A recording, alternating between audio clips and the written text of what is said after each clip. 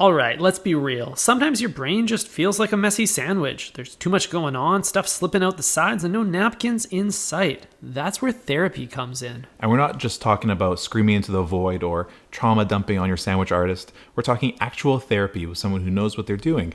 And lucky for you, BetterHelp, our paid partner for this episode, makes it easy to get started. No waiting rooms, no weird therapy office smells, just a quick questionnaire and boom. You're matched with a credentialed therapist in a couple days.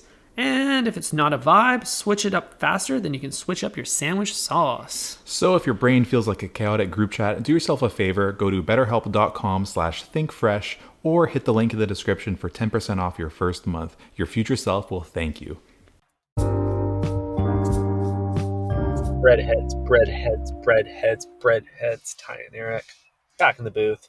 That's right. Today we are on restricted property. 2 episodes in a row. This is now a trespassing themed podcast. Eric and I have found great joy in positioning his vehicle in a parking lot operated by a business and then seeing if we can get through an entire episode, remain in place. Yeah, that business is TransLink. Yeah, that's right. We're in a...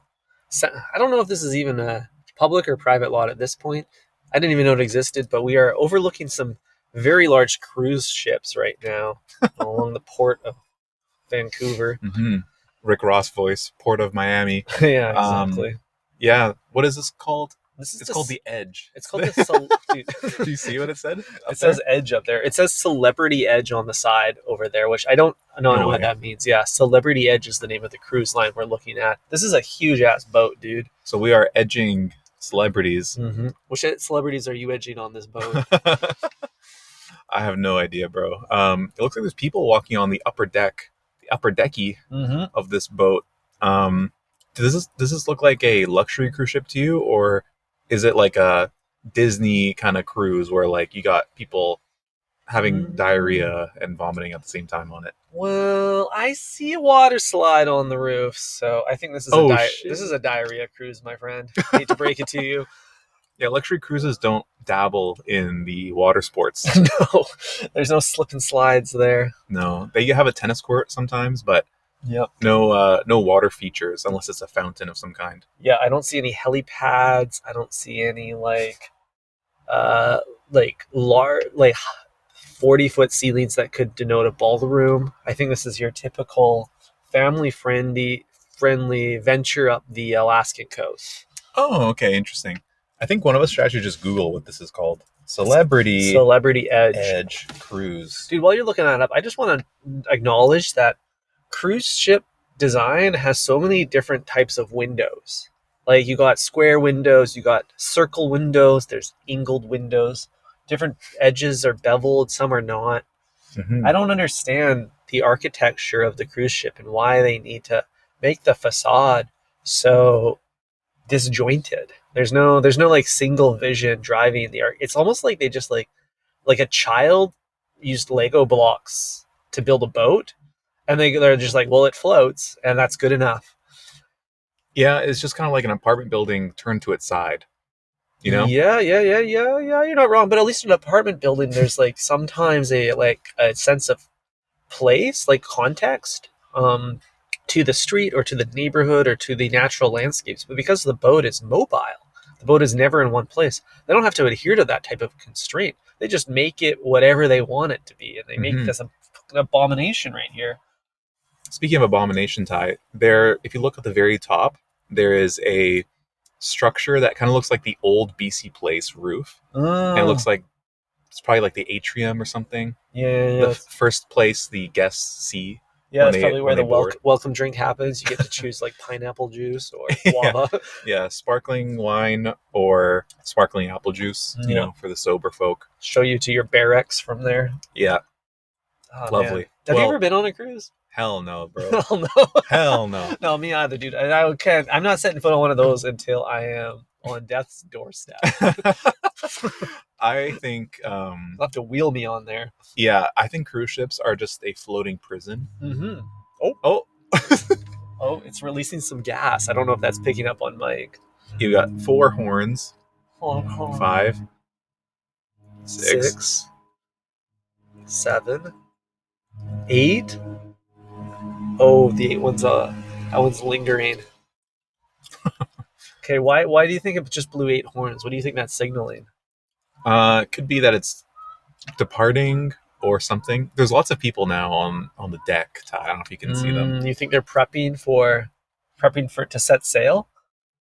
I guess They're so. seaward bound. That's closing time. Last call to get on board. Mm-hmm. I looked up this Celebrity Edge on Okay. Wikipedia. I saw it was on a Wikipedia page. Wow, And it's crazy. Most boats do for some reason. boats are more notorious than buildings, which is pretty cool. But this one has its registry in Malta. Malta. It was launched in 2018. Its maiden voyage was December 9th, 2018. Oh, so this is a pretty new boat, all things considered. We're only 7 years on the water. This is a Goosling, a young boat. It's a Gosling for sure. That's the celebrity it's named after. Fuck. The Edge King, Ryan Gosling. Yes. But yeah, it's dude, what is going on here? So why Malta? Like, what is going on in Malta? Do they just have like a tax break on the good boat building industry? Yeah, maybe. I mean, it's an island state. So you think they know a thing or two about boats? Yeah, totally. An archipelago in Sicily. That makes sense. It's always crazy when you get these like countries around Europe, like Malta, that they have country status, but they're like smaller than like Long Island. Yeah, totally. And they have fewer people than the Costco in Long Island. Yeah, exactly. But yeah, it's quite cool that I feel crazy because I learned about Malta like kind of recently because you don't really see it on the map unless you zoom in on the Mediterranean. It's not really visible. Yeah, it seems like a really cool destination. I know The Bachelor just went there. Oh, no way. Well, that's the kind of spot. Yeah, dude, there's so many like little places like this. I was looking at Gibraltar the other day, same thing. Yeah. And it just makes me, you don't know that these countries exist until you like see like a screenshot of like a UN meeting and you're like, they just sent like that guy representing Malta there is like 1/100th of their population. Yeah. I mean, that's kind of nice because then the guy is he's tapped into the culture. He knows everybody. That's true. When you know everybody in your city or your country, then you're able to represent them accordingly, That's true. Like the mayor of Andorra or the president of Andorra is probably also like, maybe he's the principal at the school, Maybe maybe he runs the strata for the only neighborhood. Whoa, yeah. He is the homeowners association of the homeowners. Yeah, he's the HOA of every home in Malta. Huh. I'm like quickly trying to scan this stupid page, Wikipedia page, for any interesting facts.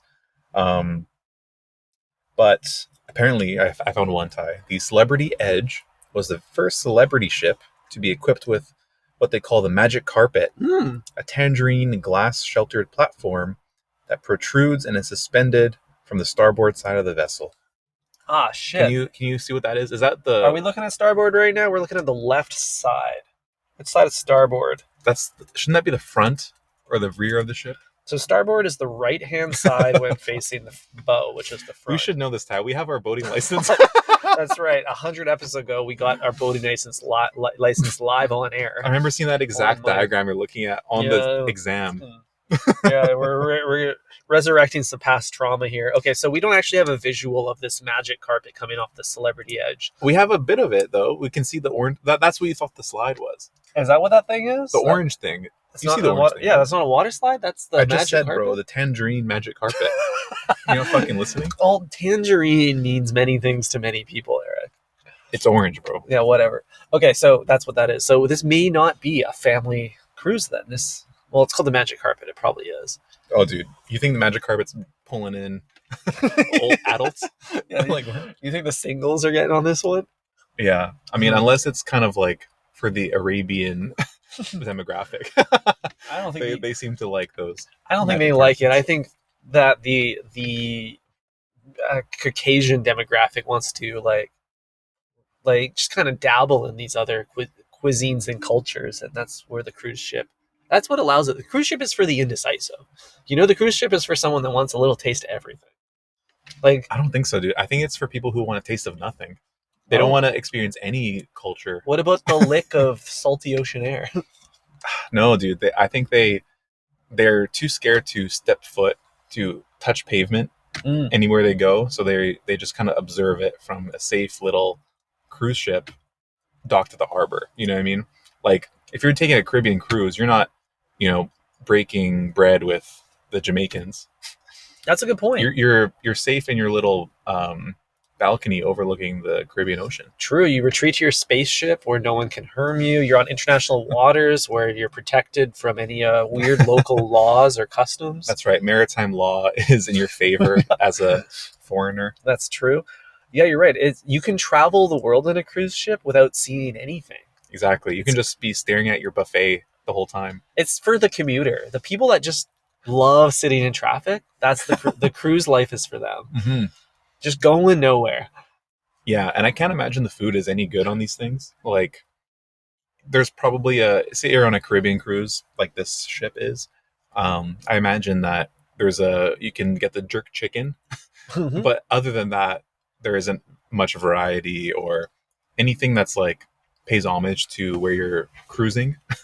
Oh, for sure. No, you want the cruise ship is for the pseudo worldly traveler, so that you need pseudo worldly cuisine. Mm-hmm. The chicken tendies. The buffet there has got like a bunch of options. I'm sure you got little bites from all over the world, carefully, like meticulously reconsidered for the palate of someone who does not want to be challenged. Mm-hmm. You know, maybe someone who's a little seasick too. You have to be empathetic a little bit to these people. They can't be hitting the curry every night at open ocean. You know, like that's just a trouble brewing in the stomach. Yeah, totally. So we got to tone it back. We can't give you like the richness of a true culture here. Mm-hmm. Yeah, no, it's space true. Food. It's a safe little cocoon to observe the world from. Mm-hmm. Yeah, it's kind of wild, like just being like on a boat that long. Like the pirates and the pioneers before us. Mm-hmm. Yeah, you would never catch me on one of these things, Ty. Hell no. It's it's just it's too restricting. I don't like to like you know when you like see like some really annoying people on your flight, and you just think to yourself like, fuck, 8 more hours with these fucking weirdos. You know what I mean? Imagine it's that situation, but you got a week with them. Yeah, 6 or 7 days. Yeah. It is kind of White Lotus vibes in the sense that like you see the same recurring characters and that you can kind of build a narrative around them. I think there's something maybe kind of quaint about that. You think so? You like to chat up your seatmates? I don't like to do that. I like to, close the metaphorical business class doors on them. Yeah, you like to stay behind the curtain. Yeah, I don't want to know like what the person beside me is watching, even though I can clearly see their screen. And I think maybe that's actually the biggest challenge with the cruise concept is not the cruise itself, but the fact that you're having the exact same experience down to the meal as like 2,000 other people. Yeah, there's nothing. There's not a single unique experience left on this planet. It's not like anything you gain from that cruise has been gained already by hundreds of thousands of people that did the exact same thing. And at least when like you as a individual go to Roma or Paris and you go visit the Eiffel Tower just like hundreds of thousands of people did before you, and you put the love locket on the bridge or you break bread on the steps of the Seine River, you feel like you're doing it for the first time and you're the first person to try it, But here, there's no masking it. Everyone is doing it at the exact same time. You're waiting in line to hit those chicken tenders at the buffet. Yeah, that's the other thing. It's like everyone's on the same schedule. You know what I mean? So when it's dinner time, you got the long line, at the chicken tendies. And when you dock in port and everyone's getting off, it's like babies waking up from a nap in the crib. They're all just like, where am I? What's going on? Who are these people? Yeah. Incredible. I just fundamentally disagree with the entire concept. I don't think there's even a way to make it luxurious. I think just like the concept from the beginning is flawed. Well, how you make it luxurious is you scale it down. If this was just your boat and that entire boat was yours, now we got a luxury. That's not a cruise. That's not a cruise? No. You're cruising. I'm cruising, but I can cruise in this car. That's true. I think like what makes it a cruise is like a number of people have to be on there. Exactly. Like it's not a chartered yacht. Like that's like the next step down size wise. Yeah. Yeah, you're right. It's a different thing entirely. Yeah. Okay. Like I would say you need at least 100 people for it to be a cruise. Yeah, I agree. Because anything less than that would fit on Bezos' boat. Mm-hmm. Yeah, if it fits on the biggest yacht in the world, then that's kind of the threshold, I guess. Exactly. No one man should have all that boat. And I get that there's nothing good about it, but you have to, Eric, you have to realize that there's a social experiment happening between the port and the starboard and the bow. And that social experiment is something that, like, I think we should be studying more. You know, scientists should be like using this closed, isolated space as a chance to examine human nature and power dynamic. Lab mice. Yeah, exactly. It's uh, like a Stockholm kind of situation you can kind of create here. Mm-hmm. And it's probably a good time to mention that this episode is brought to you by Stockholm Cruises. Yeah, if you Norwegian cruise line. If you are worried that you're a part of a social experiment, you might have some bigger issues and you might need some better help. That's right, Ty. If you have anxiety that you are being measured by the overlords, you feel like a lab rat and you can't see any cameras around. Yeah, click the link in the description.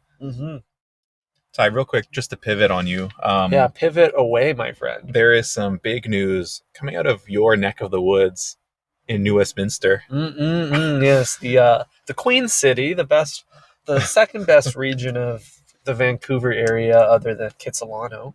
I wouldn't say that, but according to CTV News, Ty, there was a video just surfaced of a man walking into a donair shop and stealing meat using a machete.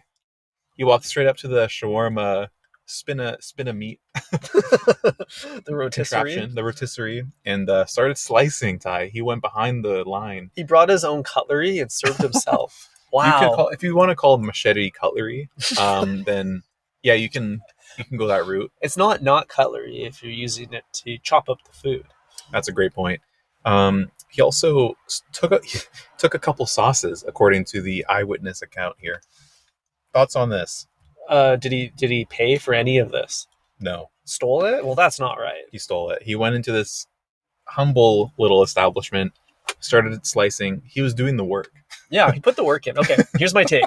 He put the work in. No harm, no foul. Sometimes, like, if you're willing to step up and do the job yourself, you should be rewarded for that. Like, if I take a few tomatoes from a community garden, like, am I in trouble really for harvesting my own food? Yes. It's kind of the same thing. Yes, you are. I don't know, man. About that. Here's a video time. There's a video? Yeah. We get to watch a guy with a machete do this? Yep. How would the shawarma guy react? I mean, there's a couple of shawarma women who are... Oh, they're running out of there. They're terrified. They're doing it's kind of like when you pull the weapon out in Grand Theft Auto. Everyone puts their hand in the air and kneels down. That's what just happened. Okay, yeah. and now he's chopping up the meat. He's hungry. He's wearing a ski mask, Ty. This is so he knows that he is not doing something legal here. He knows this is wrong. Wow. So this is premeditated. Like, this guy isn't off his rocker. He's like, I'm going to have shawarma. I'm going to get it myself. I'm not going to use their equipment. I'm going to use my own. Yeah. I have a preference. So it looks like he put some meat in the bag, and then he took a couple of bottles of sauce. Of tahini sauce, it looks like. Okay. Yeah, so he took some sauce, and then there's a quote here from an eyewitness. He forgot the pita bread. Ah, shit. Well, they better be on high alert in case he comes back. Exactly. He forgot to take the pita bread, though. There it is. Yeah, exactly. Yo, that is so funny. What compels someone to do this, Eric? Are you that hungry? I don't know, dude. I think it's probably for the bit. You think this is a Nathan for you scenario we're gonna find about next season? Yeah, most likely. I mean, I don't know. This guy's clearly, he had a mission. You know what I mean? He wasn't like trying to threaten anyone. He wasn't dilly-dallying. He went straight to the meat spinner. But like, if you're gonna go about robbing and causing this trauma for people, then why wouldn't you steal something that can sustain you for more than like 4 meals? Because he literally just bought 4 meals worth of sustenance from this. Important to note, Ty, they had to close the business for the rest of the day for obvious reasons. Yeah. And they estimated they lost about $1,500 in sales. Wow, the opportunity cost that he created. Wow. Yeah, they lost out on future sales as well because they had to close down. And who knows, maybe in perpetuity as well, because who's going to want to go to a place where they just let them behind the counter? Yeah, well, that's not very food safe, that's for sure. Does the FDA know about this? Do you think the guy washed his machete before slicing down Oh that no, lamb? dude. They're gonna have to throw the whole lamb out. Exactly. Yeah, quite scary stuff. But $1,500, yes, that's a significant amount of money, but not for a business. They can recoup those costs pretty quickly. And get this, Eric, one GoFundMe, sob story, put the video up there. They're tripling that revenue overnight. So I wouldn't be surprised if this was the shawarma shop owner creating some social media buzz. Oh shit, dude! Now we're talking. Yeah, dude, inside job. That's what I'm calling it right now. This was an inside job. It's too weird and premeditated. Whenever I eat donair and I get food poisoning, I call it an inside job as well. Well, the poisoning didn't happen on the outside. It's an inside job. Yeah, that's very, very possible, Ty, that the owner himself would sabotage his own business for clicks. Yeah. When have you ever heard of this happening? It's not because it's not like a huge crime. It's not like anyone was really in danger. No one got hurt. Only a couple of meat spinners. And the stolen goods is it's untraceable. Like he can go and immediately throw the meat in the dumpster. No one's gonna find it and return it in the same way a banknote would be potentially traceable, or jewelry of some sort. Ty, we got him. We got him. They caught the guy. They caught the guy. Update to the news story. So he is a New West resident. His name is Sidney Reed Hayden. We're gonna dox him on. This is allegedly he did it. He's been charged with robbery and possessing a weapon for a dangerous purpose. I wouldn't call it dangerous. Yeah, I don't know. That's a bit of a stretch. Do you think him slicing his own meat is a dangerous purpose? I don't think so at all. I think that's going to get thrown out of court. Maybe possessing it, the machete is, yeah, sure. He doesn't have the open carry laws here for machetes are a little convoluted. That's true. I mean, here in BC, it is a mountainous region, so you do need to carry weapons sometimes if you're in the wilderness. There's no reason to be hiking through New West with that. But he will be charged with robbery. That's for sure. Yeah. And because they estimated at $1,500, I feel like there might be a grand larceny charge in there as well. Is that over the threshold for larceny? I don't know. We don't know anything on this podcast. We literally know nothing about anything. Grand larceny threshold. Let's see, Ty. $400. So yeah, well, that's in the U.S. at least. $5,000 in Canada. $5,000 in Canada. Okay, so we're good. We're good. This guy's gonna get off. This guy's gonna get off. Yeah. Yeah. He'll have a spanking, and then he'll be back on the streets. Yeah, petty crime, as I like to call it. Yeah. Dude, looks like the edge is edging, Ty. We got some steam coming out. Movement. The white smoke. The conclave has decided they're leaving. I see white smoke coming from the back. Oh shit! Damn. I came in contact with a machete once. Oh fuck! In the downtown east side. Oh my god. Some might call it the downtown east side of Vancouver, a flaming pile of shit. Which is true, Eric, because you wouldn't believe what I saw last week. I saw a flaming pile of shit on the sidewalk. I'll show you a video of it. I took it on my phone. Did you try to stomp it out? No, but a young woman was trying to stomp it out. It was very funny to watch. Because that is a typical prank. You know what I mean? You fill a bag with shit, and then you light it on fire on someone's doorstep, and then when they go to stomp it out, it explodes with shit. Right. Surprise.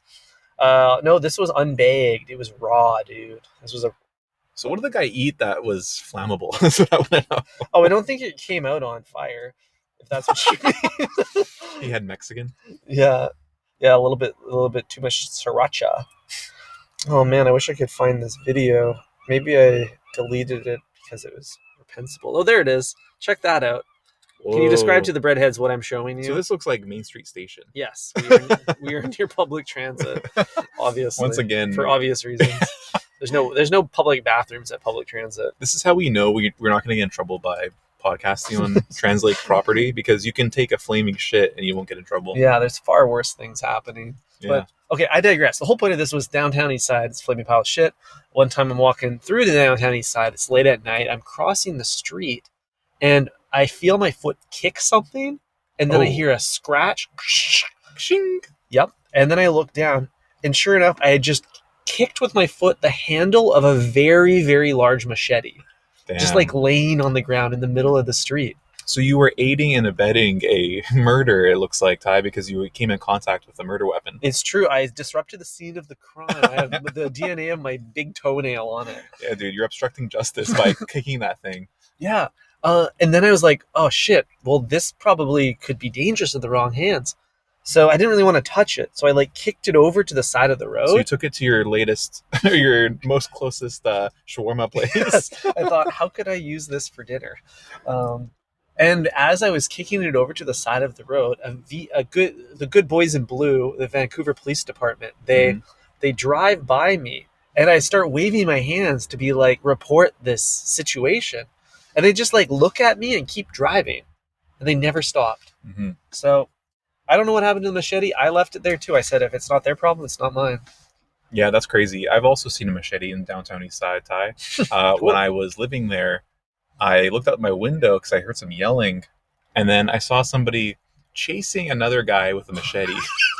No way. Yeah, they were like kind of scuffling in the in like a corner in the alley, and the guy reached in his backpack, grabbed the machete out, and just started sprinting after him. Holy shit, that's like some anime shit right there. Yeah, totally. Yeah, it was wild, and I mean, I don't know, I didn't see anything in the news after. Yeah. So got away with it. I guess he got away. Yeah. Yeah, Wow. pretty crazy stuff, man. I can't believe that. Some people are just packing. You never know if someone's concealed carrying the largest knife you've ever seen. Yeah, pretty scary stuff. Chinatown is a bit of a a flaming shithole. Yeah. That has this kind of stuff going on all the time. It's flavor, man. I just think of it as flavor. Yeah, we're just gentrifying it. Like, that's the kind of flavor you're not going to get on the Celebrity Edge cruise ship buffet. Yeah. Oh, shit. Is that the ops? It's the ops. The ops are here. Okay, we're getting shut down by this. This podcast is getting shut down right now. Yeah. All right, well, talk to you later. Ciao.